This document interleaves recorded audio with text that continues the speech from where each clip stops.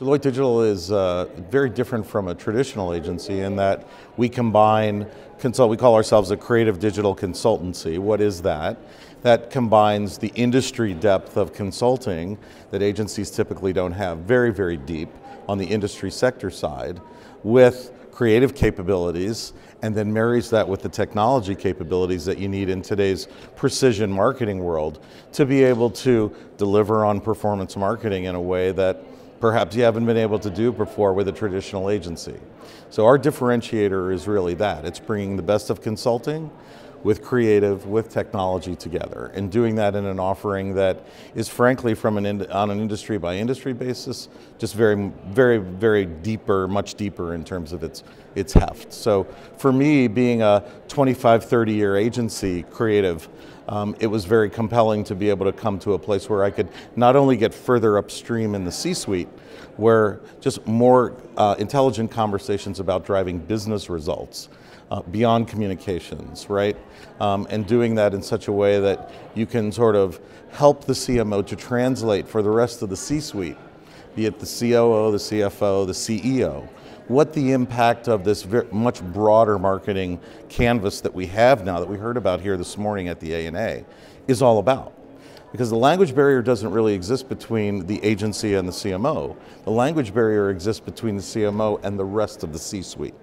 So as Deloitte, what we try to do at Deloitte Digital is arm the CMO with the types of scorecards and the types of metrics, as well as the types of work and ideas and experiences that will translate into real tangible business results, as opposed to just what TV commercial you're going to run on the Super Bowl this year. I think marketers now are more challenged in that the job is much bigger, right? It's not just about brand, it's about entire customer experience. What does that mean?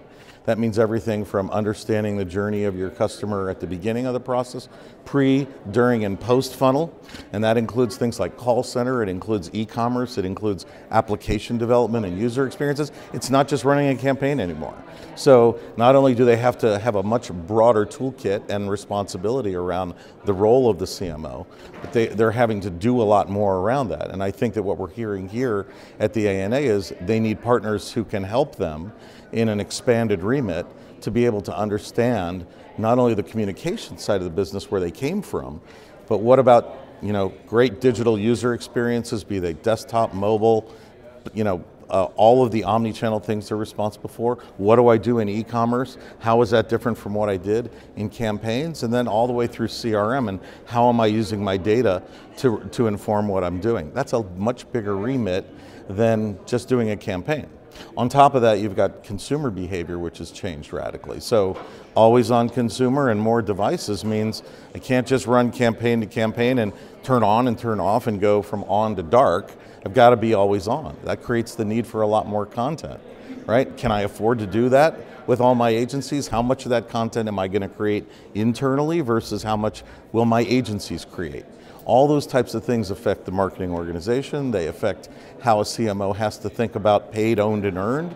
And what are the best sort of organizational models for how to be an always-on content creator in this new world? So I think it's a very liquid state for them.